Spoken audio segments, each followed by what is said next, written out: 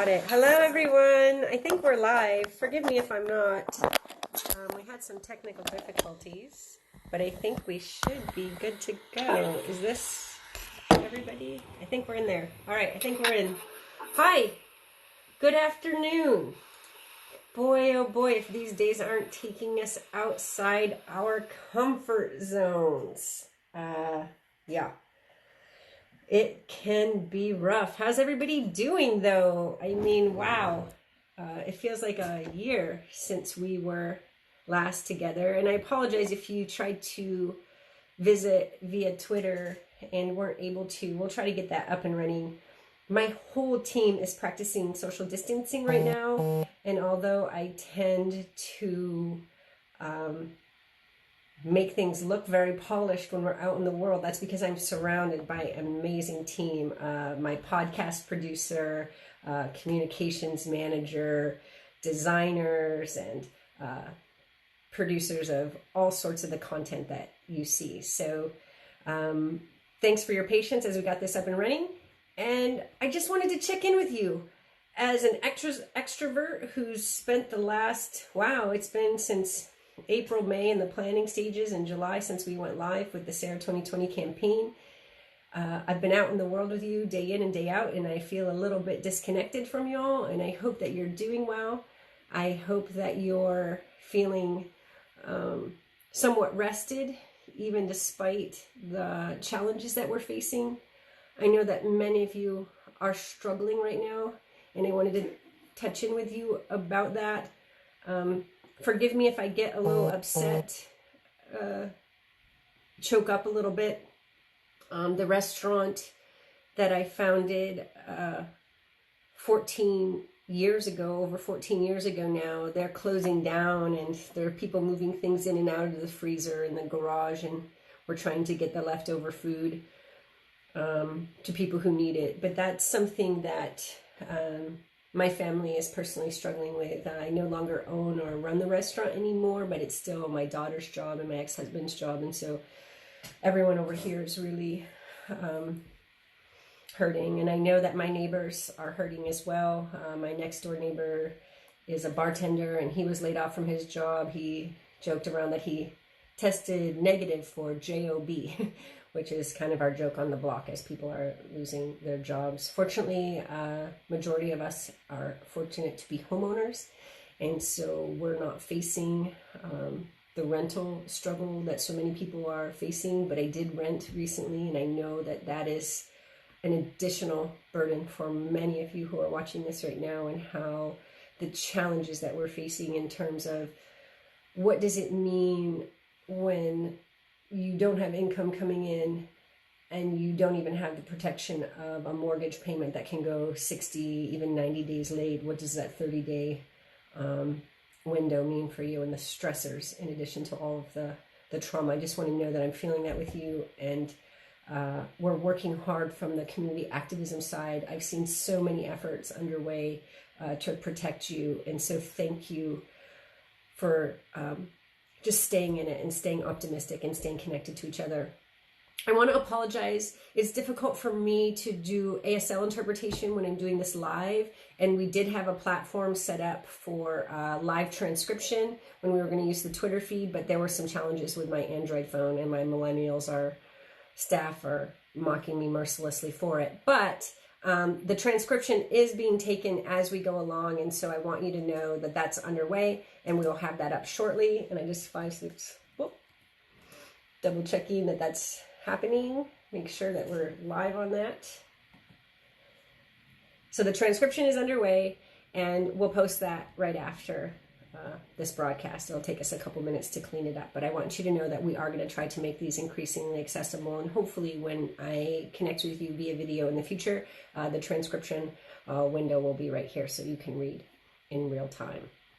So that said, some of you have wanted to find out what's going on with the campaign, and holy moly, everyone is doing much better than I am on the team. when it comes to transitioning to our multimedia reality, in terms of what does it mean for us to go all virtual, all digital, and in some ways analog. The old time phone tree that I remember my mom's church using when I was a kid, when someone would get sick and needed to have someone pray for them or bring food to them. Boy, those old time models are coming in handy as well. So we are adapting to the new reality. We're making sure that our staff is well cared for, that they have what they need to meet their needs in the short term and get us all the way through this primary, which we're hoping vote by mail means that the Oregon primary will go on as scheduled. The rest of the world should be following our civic leadership on that in terms of what are we going to do to make sure the upcoming election is inclusive and everyone's able to participate. As you know, I released a community action plan a week ago now. It's because last Sunday and Monday I was getting briefings from a retired virologist at the World Health Organization, a social epidemiologist at Portland State University, hearing from MDs up at OHSU, and I saw what was coming down the pike for us, and that's when we released those demands with regard to social distancing immediately, voluntary quarantine. Many of you saw the letter from the restaurateurs asking for closure, as opposed to having the drive-thrus and takeout still open, because that closure then entitles them to insurance claims and they could lay off the staff with confidence that they would be receiving unemployment benefits. But as a campaign, we started practicing social distancing a week ago, so we're trying to get ahead of the curve on that and taking care of our own. Now, if you're a volunteer or a supporter of the Sarah 2020 campaign, I just want to let you know that our volunteer coordinators are still going to be checking in with you. We know that you're all going through rough times, and we don't want you to feel pressure or like you can't say no to things. And so when people reach out to you, be honest, be forthright. You don't have to promise something that you can't commit to, and you don't have to feel bad about saying that you can't commit to anything. I want you to know that we're innovating things so that it can be accessible to young people who are more technologically comfortable, as well as elders who may not feel as comfortable across certain platforms. And so we're going to focus on that, in addition to making sure, we've translated our website into Spanish. All of our interfaces there are accessible for the visually impaired. We've had those tested. And so making sure that this campaign is inclusive to you is important to us. So if it's not working, don't hesitate to drop us a note at info@sarah2020.com, and we'll try to make sure that we're keeping things accessible for you. That said, we as a team have been thinking and meditating on our role as a campaign in this city at this time. And we're going to stay the course in terms of staying in this through the May primary. And I want to reinforce for you our thinking on why we're doing that.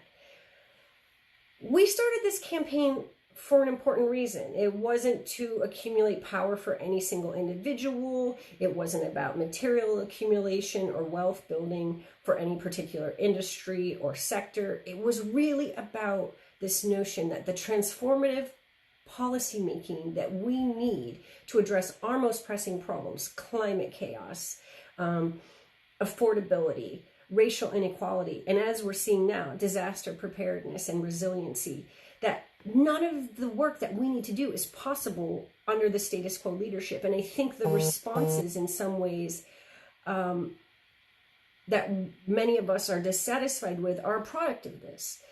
And so the current crisis doesn't diminish the need for this campaign in any way. And as you're seeing, our ability to push for progressive policy is important, because it's already driving our leaders to make better decisions in the short term by building this people-powered movement and building the political power that we need to create community-led solutions that are going to be grounded in grassroots politics, that are horizontal, and that help us devise workable solutions grounded in our life experience, grounded in our community connections, grounded within our existing capacity, and not serving particular sets of special interests or even institutions at this critical time. And so I've directed my team this way. We're going to show up strong for our community. We're going to continue to show up strong, but we're going to do it while being soft. We're going to model the leadership that we want to see in the world and the type of administration that you can count on out of City Hall under our leadership. And that means that we're not going to feel ashamed about asking for help. We're going to come to you and ask you for help. But what we want you to do is know that we're caring for you in that time, that we want to help you as much as we need you to help us, that we believe that what we're doing is moral and positive and pro-social and grounded in our values of equity and inclusion, and with a vision for Portland that is sustainable, that is democratically governed, that is autonomous in the face of these global forces and resilience against threats. And we are committed to winning this election and seeing it through. So we want to come to you strong, but also soft and caring to you. And so one of the things that I'm going to share with you, and then we can move on to current events and news. And I hope that the podcast comes back on soon. I actually was in a room with producers when I was doing that, so we're figuring out the socially distanced podcast. But I don't know how many of you are familiar with this book, Emergent Strategy Wave, for the folks who are watching on the Emergent Strategy. It's an amazing book. You can get it from your local bookseller. You can order it online and keep them supported. And I know that Multnomah County has it as an ebook as well. But I'm just so thankful for the lessons that are in here because, you know, the subtitle of this is Shaping Change, Shaping Worlds. And I shared this with my team and they were really happy about it. And I thought I would share it with you, and then we can post it. I'll post some pictures on Twitter and Instagram so you have the text. But it's this notion, and this is driving the campaign, and I really want you to know why we're staying in it on this front. Instability has become a defining feature of our times. In many ways, this instability is the new landscape of social struggle. It is useful to classify the economic and ecological disruptions that make up this new normal of instability into two groups: shocks and slides. Shocks present themselves as acute moments of disruption. These are, for example, market crashes, disasters, uprisings, and I would add pandemics. Slides, on the other hand, are incremental by nature. They can be catastrophic, but they are not experienced as acute. Sea level rise, rising unemployment, the rising cost of food and energy are slides.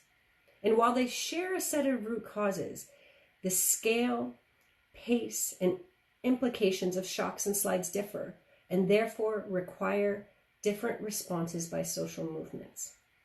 One of our key roles as social movements must be to harness the shocks and direct the slides, all towards achieving the systemic, cultural, and psychic shifts we need to navigate the changes with the greatest equity, resilience, and ecological restoration possible. This, my friends, is why we are doing this. This moment, whether it was the shifts before that we were trying to tap into as we thought about things like the Green New Deal, as we thought about housing for all, as we thought about radically rethinking policing, now we're in shock. And we have a moment in time in which we could be swept away in this moment by things like the surveillance state, by capital interests that would rather seize this moment for their benefit as opposed to us as Portlanders seizing this moment for our benefit, for our autonomy against these forces that do not have our goodwill at heart, for these interests that really aren't thinking about the most vulnerable people in our society. And so I want us to come together in this critical time and really focus in this moment.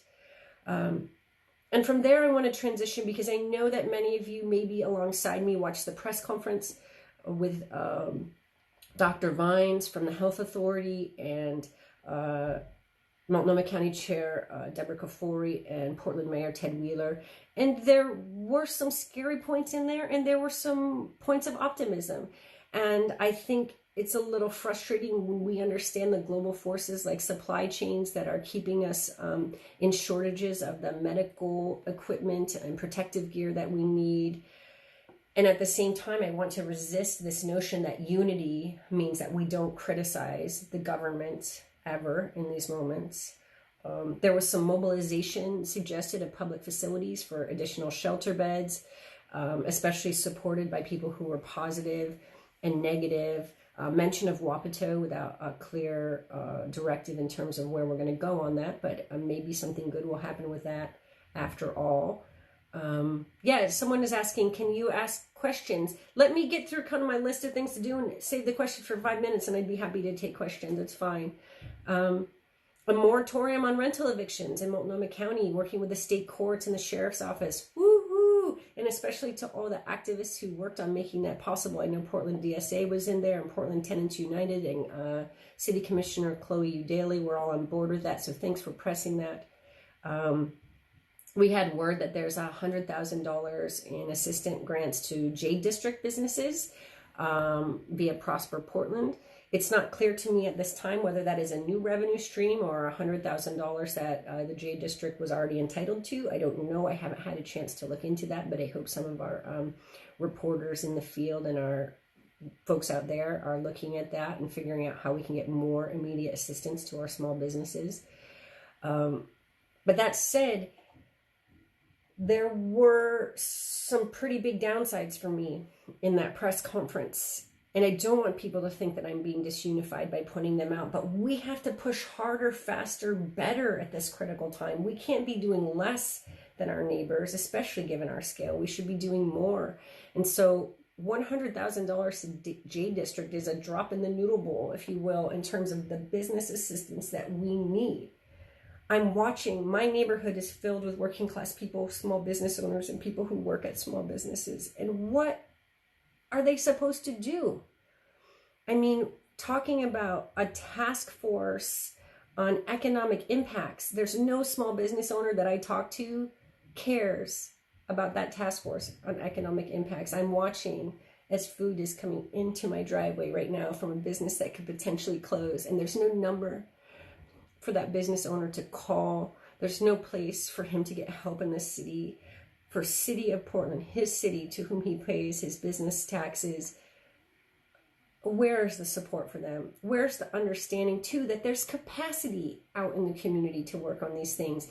These, I've seen from the tech side, I've seen from the startup side, I've seen from the restaurant side, these industry groups are coming together to say, here's what we need. And it's almost as if they're not hearing them say what they need. The restaurateurs wrote a letter to the governor and said, we need you to close us. And what did she do? Oh, you can keep your drive-through open. You can keep takeout open. Well, that works if you're Burger King. That works if you're McDonald's. But if you're a place that serves eggs and mimosas and that's your business model, you're toast. For the hairdresser in the Pearl District who's renting her booth and her rent is due and her income is zero right now, and so she's underwater in a single week. These are the people that we are not talking to right now, and it's breaking my heart, and I know you're reaching out to me, and we're working on it. I just don't know that we're being heard all the way up to the highest levels, so please stay in that fight. Let's keep coming together. One of my Twitter followers had an amazing idea, and I'm going to talk about it in a minute, but we need a central clearinghouse for some of these ideas where the ability to weigh in with what you're working on is decentralized, but you can find it all in one place, and that may end up being a wiki. I don't know, but we definitely need that. Some other things. Yes, moratorium on evictions, good. 6-month deferment, and you have to pay all of that rent at once is probably one of the most regressive things that I can think of. I don't know anyone who can go without paying their rent for 6 months and then be able to come up with the money to pay that rent. That is so challenging. And so Portland Tenants United today, they sent me an email. I got it. It was a bullet list of some more demands. They were very much in line with the community action plan that we published, and they wanted immediate eviction moratorium paired with rent relief. We have to figure a way through this. We can't be protecting the capital side and not be protecting the consumer side, the renters at this time, or even the borrowers, the mortgage borrowers, because you look at places like Italy and they thought of that. I don't know if in the US we're going to be able to reach those levels, but locally we may have to start thinking about what are the powers of government and how can we use those to protect the most vulnerable people in our society. So Portland Tenants United is calling for an April amnesty for rent, utility, and mortgage payments. That sounds like a really good idea. How do we achieve that? I do not know, but the question would be, what I would like to hear from my leaders, whether a state, county, or city, is, hi, we understand amnesty is important for rent, for utility, and mortgage, and we're going to take the power of our platforms and the power of our city to the higher levels of government and continue demanding this. I don't want people ignoring questions that they don't have answers to. I want them saying, I hear you, I'm with you, and I'm going to bring all of my power, resources, institutional capacity to bear alongside of you in this work. Another thing that was not mentioned, we can continue to invest in shelter beds, but people have got to get real about the fact that there are people who are not going to go to shelters, and we need a moratorium on evictions of people who are unhoused too. This is actually what I call stopping the sweeps, in terms of we cannot be displacing people forcefully in the middle of a public health crisis. I will give you an example. There are 50 to 60 people sleeping along the Peninsula Trail in St. John's right now. The city of Portland dropped them a porta potty. No hand sanitizer, no drinking water, no hand washing stations. Now these folks are people who are not, 50, 60 people are not going to go in shelters. Are we going to displace them? Are we going to ignore them? What are we going to do to make sure that they're taken care of? Is the government upset that you're using hand sanitizer for fuel? Then let's give you fuel and hand sanitizer. Let's not say that you're not worth having your needs met because you have different needs than people who are housed. And we have to understand that there are people for whom this respiratory illness, if we put them into a subpar lodging situation, whether that's a rundown motel or temporary housing, they might even be safer outside, depending on the weather. We need to allow people to have autonomy in their lives over their housing choices. And if that housing choice in the middle of this crisis is in a tent, in a green space, then we are not going to displace them. And in fact, we're going to serve them and help them meet their needs as a community. And we're going to educate them in terms of social distancing out of doors as well as indoors. I do agree that we need to pressure the state to use an emergency session to pass greater measures statewide. But again, when it comes to confidence levels and what happens in Salem, I don't know that many of us are feeling that our government at that level is going to be able to come together to pass progressive policy that's sorely needed. So yes, we can press for that, but at the same time, we need to continue to innovate locally on these issues, because if we do not, then our people will fall behind. And one of the things that I found most inspiring, and I'm sure you understand why, because I'm just a community beast and that's where I live and thrive, but that the community responses to this have been so profound. We have seen mutual aid coming out of organizations, the street medics, the food pantries, the first aid givers, the child care givers, so many groups coordinating, and we're going to try and compile a list on our website, but I'm actually hoping again that this notion that we can come together to centralize the resources but decentralize people's ability to contribute to them is going to be key. And it's one of the things I wish the government were helping with on the small business side. What would it mean for us to have a small business portal? We don't even have an office of small business in our city, and it's something that I put into my economic development plan that got slightly hijacked by the COVID crisis, but that we don't even have a place that's a centralized portal for small businesses to go for assistance in this time. So can we set up an emergency portal? I don't know that that help is coming from the government, but as a community, let's get that up, and so people can weigh in. I want to say a big thanks to Built Oregon and Pi and some of the innovators out there, Ashley Henry and Business for a Better Portland, who've been working across their networks to coordinate those on the business side. Same with Portland Tenants United and DSA and Symbiosis and even Pop Mob, who've been working to coordinate across neighborhood associations, across civic networks, across NPOs to make sure that people have the resources they need. But I do think a central portal that is open for people to put inputs and to find answers to their questions will be helpful. In the meantime, we suggested a hashtag, which is We Got This PDX, and that you can use if you have offers of support, and then you can search it if you need support. It should be a holdover until we can get that in place. I'm seeing a question come in right now. I think that's pretty much everything I wanted to cover for today. I was hoping to do some uplifting stuff with you about the kind of things I'm doing to survive here with my 20-year-old as we're socially distanced, quasi-quarantined in the house right now. I know a lot of you are caregivers out there, and the dishes and the housework is overwhelming if you're trying to work from home. We're doing a lot of one-pot meals in our rice cooker. Actually, you can stack a lot of things in your rice cooker to do that. We're keeping our productivity expectations low. We're being kinder and gentler with each other. I'm trying to learn how to play some songs on my ukulele. So questions. Should the government be sending checks directly to people? If so, is that something the city could do, or should the city be using from state or feds? It's interesting.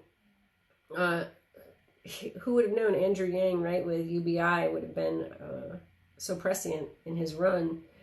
But what does it mean in terms of whose responsibility is this? I think when it comes to checks to every household, that would be something that we would want from the federal level. I think the further we move down the food chain, the smaller the resources, and so the more targeted and leveraged those need to be. When it comes from the small business side, I think really the city should be the one who's coordinating that effort and helping us leverage the different pots of money coming in as quickly as possible. But that notion that we are just throwing up our hands in defeat, I don't think is the way to go. I think we need to have transparency in what we're doing so that the public can see what we're grappling with. Right now, the lack of information that people are struggling with, I think, is one of the biggest problems.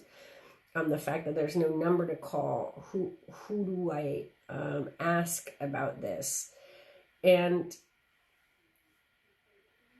it was a really hard decision for the Library Cafe to close today. But ultimately, that would have been a lot more helpful if that mandate had come from the government, so that they said, you must close. Then that would have made them eligible for particular insurance claims, perhaps expedited people's ability to get unemployment. But the owner took the hit on that and just decided to close and lay off all of his people so that they could file for unemployment immediately, and also to save whatever reserves he has for restarting, if that's ever going to be possible again. We don't know. We might be saying goodbye to that neighborhood institution forever. But I guess the fact that we don't know better what the solution is, and I'm actually running for mayor of the city, suggests to me that maybe there's not enough information out there for the businesses in terms of what do you do when you reach this point? How do you know? Where do you go from here? I know it's challenging, and I think the best thing that we can do in this time is try not to react, but try to prepare and to plan and to demand. I truly resist the notion that unity at this time means giving the government a free pass for solutions that we feel are inadequate. We knew at least a week ago, if not sooner, that we should be mandating social distancing, and we wrung our hands. We know that we need small business supports in place, an emergency fund, and whether that's coming from the public sector or the private sector, perhaps some coordination of channels where we could do peer lending, zero interest peer lending, and things like this. I have a feeling we're going to start to see a lot more GoFundMes. I believe there's been a GoFundMe already started for hospitality workers. And in some ways, it's going to be those of us who have that extra $50 or $25 or even $5. Sharing it with someone who's completely underwater. I'm not sure what the answer is, but I do know that the way that you figure out a solution is through a horizontal, collaborative, open, transparent process. Otherwise, you're shutting yourself down to the best ideas. And I think that when I hear something out of the mayor's office that we're going to have a task force on economic impacts out of Prosper Portland, that doesn't generate a lot of confidence in just about anyone in the city who's had experience with task forces, economic impacts, or maybe even Prosper Portland. No offense, but y'all have a history. So that's where we are today. Where do we go from here? One, if it feels like we are overreacting in terms of social distancing and quarantining yourself, do not fall into complacency around that. If this is working, it's going to feel like we're overreacting. And I've posted a lot of things about that, and you need to stay on that in terms of maintain the distancing. It's going to help us mitigate the impacts for the future so that we are lessening the duration and intensity of this for our people. 2, continue to come together in community as you can. This may mean showing up in new ways. This may mean moving outside your comfort zone and doing things that you haven't been comfortable doing before. But stay engaged and stay grounded in the values of what we're trying to accomplish, which is, are we protecting our most vulnerable?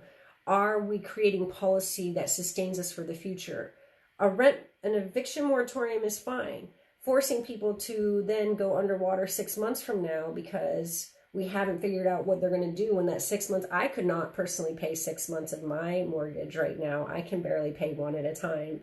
So what does it mean for us to make sure that as we're putting policies in place, we're protecting vulnerable people? I think there's a lot of ways that I heard some talk today about, I'm going to go talk to the downtown property owners. Well, we have a state of emergency in place, which gives us the right as a city to be doing things like taking over spaces, both public and private, for public use right now. We are in the middle of a crisis, a pandemic. And I don't know that we should be tiptoeing around business interests, especially the downtown property owning set at this critical time, especially if they have things like empty hotel rooms for people who are needing quarantine. And this is not just unhoused people who need quarantine. When you look at family spread and you're hearing what happens if one person in a family gets sick and they need to protect other people, where are they supposed to go? So this isn't about, let's treat people without housing special. This is about thinking about all of us and what we need to do to keep all of us safe, and focusing on the most vulnerable among us, primarily and foremost initially with our intensified investments.